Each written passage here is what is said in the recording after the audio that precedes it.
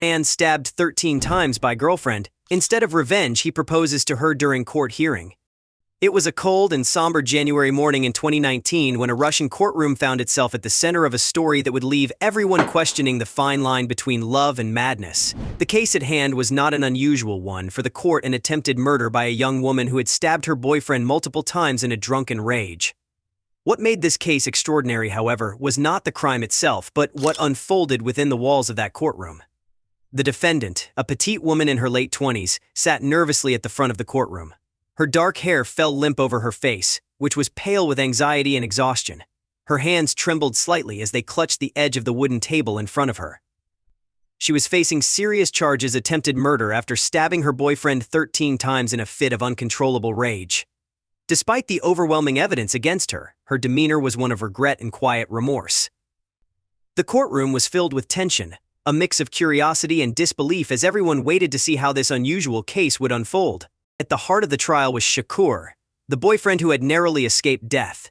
He sat in the gallery, his tall, lean frame unnaturally still, watching the proceedings unfold with an intensity that captivated those present. He had spent 3 weeks in the hospital recovering from his wounds, some of which had come dangerously close to being fatal. Yet here he was, not as a witness for the prosecution, but with an agenda of his own, one that would leave everyone in the courtroom stunned. Shakur was not just another victim seeking justice for the crime committed against him. His presence in the courtroom was not out of a desire for retribution. Instead, there was something much deeper, something more complicated. His eyes, dark and thoughtful, were locked onto the woman sitting at the defendant's table. His expression was unreadable. Was it love, anger, or something else entirely? The prosecutor, Erat Bekmirson, stood to address the court, outlining the details of the case with meticulous precision. He described the events of that fateful night the couple had been drinking heavily in their small apartment, a scene that was not unfamiliar to those who knew them. Alcohol had often fueled their arguments, but on that particular night, things had spiraled out of control. The prosecutor painted a vivid picture of the chaos that ensued. According to the evidence, an argument had erupted over something trivial, perhaps a misunderstanding, or maybe a jealousy-fueled accusation. No one knew for sure. But what was clear was that in a fit of drunken rage, the woman had grabbed a kitchen knife and attacked Shakur, stabbing him repeatedly. The attack was brutal, frenzied, and fueled by emotion. Bekmirson spoke of the injuries in stark, clinical terms. The victim was stabbed 13 times, he said, his voice heavy with the gravity of the crime. He suffered multiple lacerations to the chest, abdomen, and arms. Had it not been for his quick escape and the immediate medical attention he received, we would likely be discussing a murder case today. Shakur had somehow managed to flee the apartment, staggering into the hallway, bleeding profusely.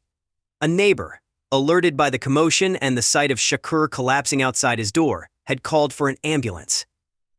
Shakur was rushed to the hospital in critical condition, his life hanging in the balance as doctors worked to save him. It was nothing short of a miracle that he had survived. The accused woman failed to complete her criminal intention due to circumstances beyond her control, Bekmirson told the court. The victim escaped in time, and medical professionals were able to intervene. Bekmirson then delivered his recommendation for sentencing. Given the severity of the crime, the state was requesting a custodial sentence of 6 years for the woman. Her actions had been deliberate, violent, and without provocation, and the prosecutor argued that she needed to be held accountable for her attempt on Shakur's life. There was no denying the brutality of the attack, and the legal system demanded justice. The judge, an older man with a serious, weathered face, nodded as he listened to the prosecutor's arguments. His expression was stern, his eyes flicking occasionally toward the defendant, who sat quietly at her table. Her face was downcast, and she looked as though the weight of the world had settled onto her small shoulders. When it was Shakur's turn to speak, the tension in the room became palpable. The air seemed to thicken with anticipation. Everyone in the courtroom expected Shakur to condemn his attacker, to speak of the pain and suffering he had endured at her hands. After all, he had nearly died because of her. What he said next, however, defied all expectations. Shakur rose from his seat slowly, his movements deliberate and measured. His eyes, still fixed on the woman at the front of the room, softened slightly. He took a deep breath before he spoke, his voice calm but filled with emotion. "Your Honor," Shakur began, addressing the judge with a tone that was both respectful and earnest. "I am not here today to seek revenge or punishment. I am here to ask for mercy." The courtroom fell into a stunned silence. Whispers rippled through the gallery as those present tried to comprehend what they were hearing. Shakur was asking for leniency for the woman who had nearly killed him? I have forgiven her, Shakur continued, his voice steady but laced with emotion. What happened that night was a terrible mistake, a moment of madness. But it doesn't define who she is. We were both drunk, both angry. Things got out of hand, but I know she didn't mean to kill me. The judge's brow furrowed in confusion, and even the prosecutor seemed momentarily thrown off balance. Shakur's words were not what anyone had expected. I love her, Shakur said, his voice breaking slightly as he turned to look at the woman sitting at the defendant's table. Despite everything, I still love her. And I want to spend the rest of my life with her. That's why I'm asking for leniency. I don't want her to go to prison. I've forgiven her, and I want to move forward together. The tension in the room was now almost unbearable. Shakur paused for a moment, and then, in an act that left the courtroom reeling, he got down on one knee. And that's why I'm asking her to marry me. A collective gasp echoed through the courtroom. The defendant, her face pale and eyes wide with shock, stared at Shakur in disbelief. Tears began to well in her eyes, and she covered her mouth with her hand, unable to speak. The courtroom was stunned. This was not just a request for forgiveness, it was a proposal of marriage. The judge, who had seen countless cases of violence and tragedy throughout his career, looked utterly bewildered. He exchanged a glance with the prosecutor, who seemed equally at a loss for words. This was a case like no other. The prosecutor quickly regained his composure, clearing his throat before speaking. Your Honor. He began, his tone now tinged with frustration. While it is commendable that the victim has found it in his heart to forgive the defendant, this case is not just about personal feelings. A violent crime was committed, and the law must be upheld. The state continues to recommend a prison sentence. Shakur stood up, his face resolute. I understand the seriousness of what happened, but prison isn't the answer. We've both been through enough. We want to heal together. The judge sat in silence, his hands clasped in front of him as he considered the situation. It was clear that this was not an easy decision to make. On one hand, the law required punishment for such a violent act. On the other hand, the victim was pleading for mercy and reconciliation.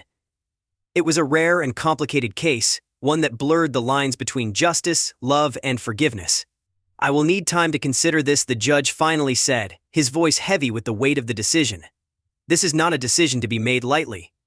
I will postpone sentencing for now and reconvene at a later date. The courtroom was adjourned and the room slowly emptied. Reporters rushed to file their stories, eager to share the sensational and perplexing turn of events with the world. Outside the courthouse, a throng of media waited for Shakur and his fiancée, eager to capture their reactions. The couple emerged hand in hand, their faces a mixture of relief and uncertainty. Flashbulbs went off in every direction as the media swarmed them with questions. Shakur, why are you doing this? A reporter called out. How can you forgive her after what she did? Shakur turned to face the cameras, his expression calm but resolute. Because I love her, he replied simply. Love is about forgiveness, about second chances. The media frenzy only grew in the days that followed. Talk shows, newspapers, and online forums buzzed with debate over the bizarre case. Was Shakur's decision an extraordinary testament to the power of love, or was it a dangerous sign of emotional manipulation?